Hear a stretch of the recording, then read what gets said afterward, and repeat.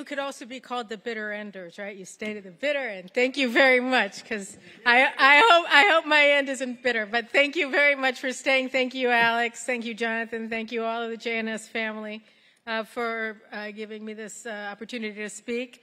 I want to talk to you about information warfare, because I think it's one of the things that we don't talk about a lot, and it obviously preoccupies a lot of us, not just because we're in the information business or deal with information, but because it is what the Prime Minister calls the eighth front, that we've been fighting a seven-front war, but the eighth front is the front of incitement, of hatred, of Jew hatred that has been galloping forward throughout the world, particularly since October 7th, in a way that we really hadn't expected, and the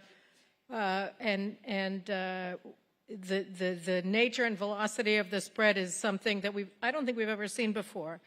And so I wanted to begin my remarks by commenting. I saw on my feed this morning just a snippet of an interview that Jeremy Boring, who works for the Daily Wire, he's the CEO of the Daily Wire, and he also, I think, has a podcast.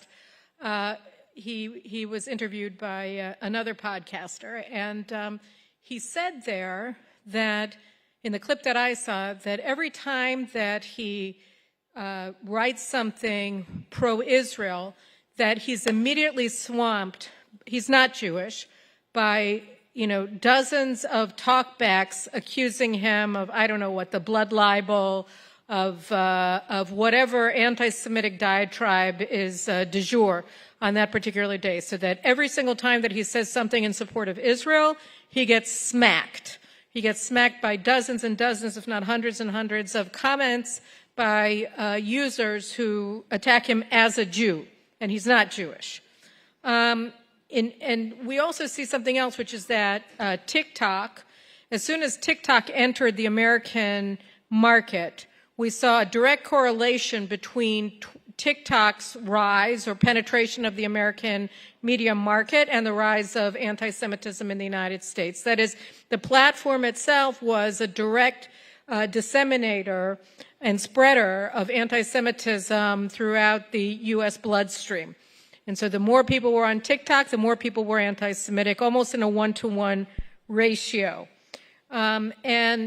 This brings us to sort of an irony, right? I mean, many of us in this room are old enough to remember a world before internet, and the wonder that we felt when we saw how you could just sit at your computer and talk to people all over the world, and you didn't need a fax machine and you didn't need a stamp, right? I mean, it was something that we had never imagined, this dial-up connection to an internet, and suddenly you're attached to the entire world. And by the early 20th century, it was already changing the outcomes of elections. It was already impacting whoever understood how to use the internet better, was able to get his message out better, and that was already impacting politics in a way that nobody had anticipated. But what we find is that the proliferation of information throughout the world is not correlated to an expansion of knowledge. It's not that the more information or stuff that people see on a daily basis makes them more knowledgeable. In fact, it makes them less knowledgeable. So that people, on average, today throughout the world are less knowledgeable about facts than they were before probably there was an internet, which is really weird, except then you ask yourself a question, why is that? Because at the same time that information is spreading, disinformation is also being spread deliberately and with malice aforethought.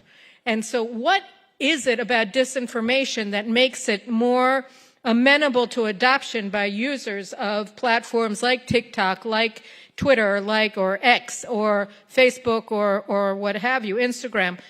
It's that it doesn't require of you to think about how to solve problems. It requires you to think about who to blame for your problems. And that's much easier. It's a much easier sell. What disinformation does is it plays on latent prejudices. It's directed towards, it's tailor-made to be aligned with people's prejudices that existed before, they got the disinformation, and then it turns it on, it triggers, it empowers the people who have a latent prejudice to suddenly feel comfortable expressing that prejudice. All right? So that what's notable is that the levels of anti-Semitism have risen less on average in places like Arab countries than it has in places like Europe or North America. And why is that? Because the prejudices were not latent to begin with, right? If you look at Qatar, or you look at Egypt, or you look at Saudi Arabia, or wherever you happen to look, the data of Pew surveys on anti-Semitism among Jordanians in the 1990s showed that nearly 100% of Jordanians had negative attitude towards Jews, and lo and behold, they still do, right? What you find, the big difference is between states like France or Canada or the United States of America, where you had more latent prejudices that didn't express themselves in opinion survey data in the 1990s and the 2000s and even in the 2010s.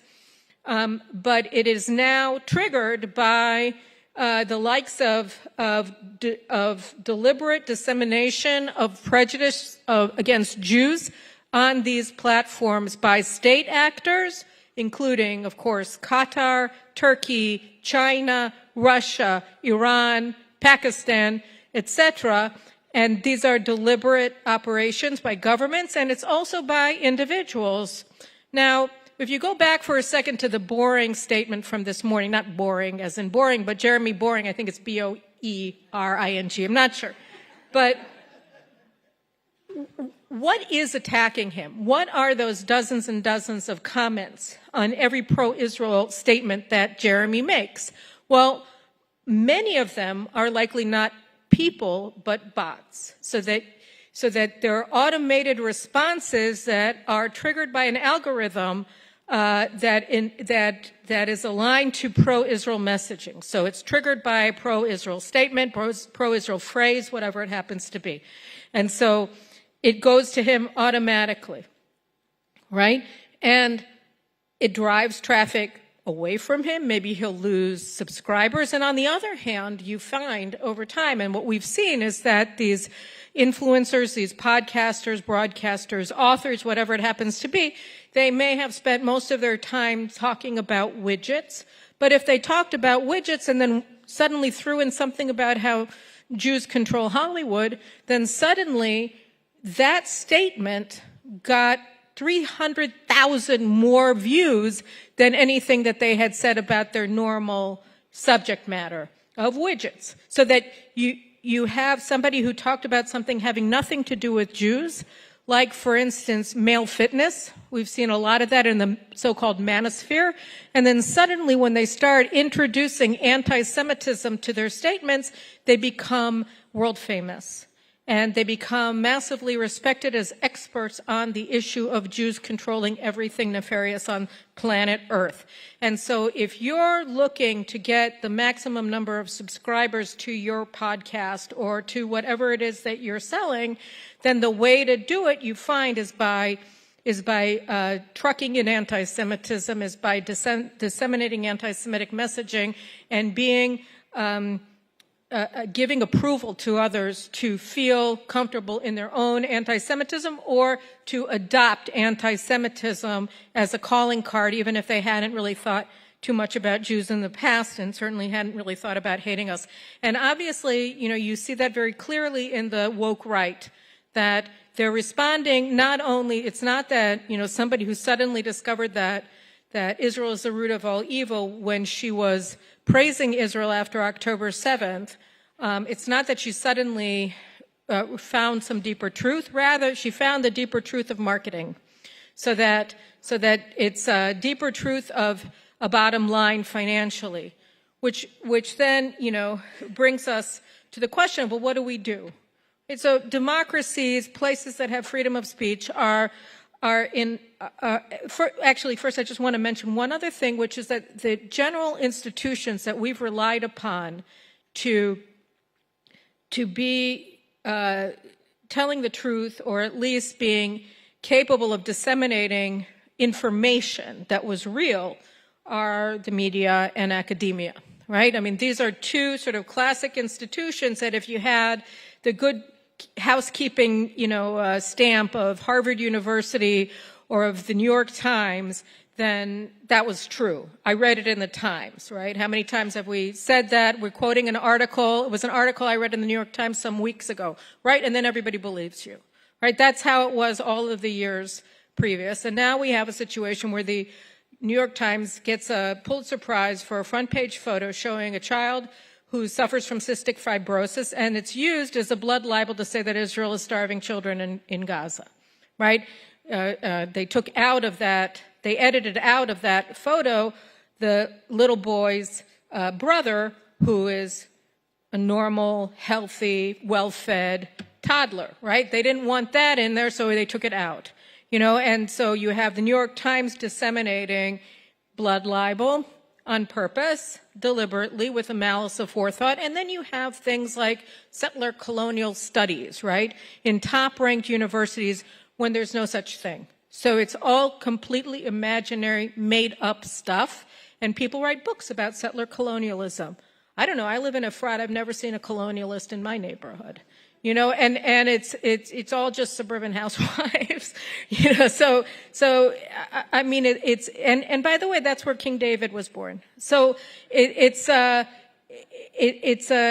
phenomenon that we're facing today that is new, that's different from what we've seen in the past, where the institutions that in the past could be relied on to authenticate truth are now paid. How much money was Qatar exposed as funding U.S. academic institutions? And, hundreds of billions of dollars, right, in the past, 15 years or something like that. So they've realized not only can you manipulate narrative, online narratives, China as well, right? Not only can you do that, but if you pay an institution, you take over an institution through donations, then you can introduce entire spheres of so-called academia that are all false, that are all lies, that are all completely untrue. So the authenticators, the academia, the traditional media, are sort of, part of this complex of untruth, of tailoring messages to latent prejudices. So now, having told much of the miserable truth about the situation, the question is, what are Israelis, what are Jews all around the world to do, given this extraordinary system that's arrayed against us and being used against us? And I think that there are two answers, and neither of them are perfect, but they're both enough. The first thing that we have to remember is that we have one commodity that's on our side, and it's little, but it's important. It's called truth. And yeah, let's go for it, truth. Let's put our hands together for truth, right? Big applause. That's right. We have truth on our side. And so when we're telling, it's not a narrative. It's not the Israeli narrative that we're telling. These are actually the facts, Many of the so-called journalists, right, that were killed by IDF forces are actually terrorists, just like we said they were when we killed them, And the Hamas does not give actual data on the number of civilians killed. They lie, right? As Colonel John Spencer, who's the head of the Urban Warfare Institute in West Point, has shown, we have the lowest combatant to non-combatant death ratio in the history of modern warfare. Right? And this isn't special pleading. This is the Jewish way of war. This is the IDF's way of war. Because we don't target civilians. And obviously this whole genocide thing is a blood libel. Right? So when we say the truth, we're saying the truth. When we tell our side of the story, what we're telling is a story. And you know what? There are lots of people like Jeremy Boring who's going to be willing, unbelievably, and thank him, right, to suffer the hatred as if he were a Jew, because he actually cares about the truth. And I think that there are enough people in this world who care about the truth to get us over the hump. Are we going to have a majority on our side? We'll have enough we'll have enough. And we don't have to be looking for the majority. We have to be looking for people who are good. And we'll win out. Truth will win out, and good wins out over evil. Why? Because, among other things, because God, okay? It's okay, it's okay. And the second thing that we have to bear in mind is that, as the Prime Minister always says, Netzach Yisrael lo yishaker, right? The eternal nature of Israel is true. And our job in our generation, just like all previous generations and our children's and grandchildren's generations after us, is to steer this forward and maintain our faith with that basic truth. We have to protect our lives, our country, our people, and move forward on this road to Jewish eternity. That's our job, and we're doing a really good job. And we shouldn't, if we think of this as a caravan and all of the untruths being spoken about us as the dogs barking at us, we have to remain true to ourselves and to our mission and to the truth. And just keep going forward and not be distracted and not be convinced, obviously, by the barking dogs on the side. Because we are our story, and we write our story, and we move forward with our story, and we have so much to be proud of in what this generation of Jews here in Israel has been doing for the past 3 years. Right? We have had so many accomplishments on the battlefield, in our society, amongst our people. It's not only is it enough, it's more than enough. It's more than enough. It's something that should make you, it makes me, anytime I think about it, choke up, because it's so extraordinary. The kids on the front lines now since October 7th are the most amazing people that we never imagined existed. And I would be remiss if I didn't finish this by also thanking my boss, Prime Minister Benjamin Netanyahu. And on a personal level, I can thank him for giving me the privilege of working with him and learning from him up close. But I think just as a Jew, I mean, most amazing thing is that I'm sitting next to a guy who's literally immortal, because the extraordinary things that he's doing in leading this country today are going to be spoken of. We'll all be forgotten, or I'll be forgotten. But he's going to be spoken of the way that we speak of King David and Joshua. People are always going to remember him because of what he's doing today.